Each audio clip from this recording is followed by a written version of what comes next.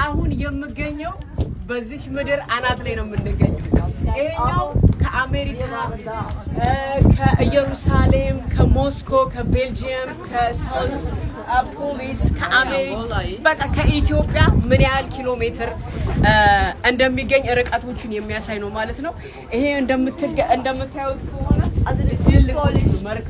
ትልልቆቹ መርከቦች በደንብ ከ50 ኪሎ ሜትር ጀምሮ ርቀታቸው ለምልክት የተሰራ ነው ማለት ነው። 50 ኪሎ ሜትር ጀምሮ በጣም ይገርማል። ይሄን ሳሳያችሁ ደግሞ በጣም ደስ እያለኝ ነው። የምድር የመጨረሻውን ጥግ ማየት ለማትችሉ ሰዎች ይሄ የመጨረሻ ንግግሬ ነው የሚሆነው ማለት ነው።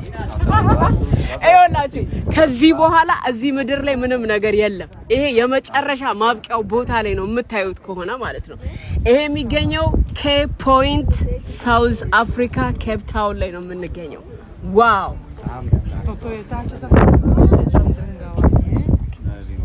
ይሄ እንደምትመለከቱት አትላንቲክ ኦሽን ላይ ነው የምንገኘው ኬፕ ታውን ኬፕ ፖይንት ላይ ጋይስ አሜዚንግ ቪው ነው። አሜዚንግ ቪው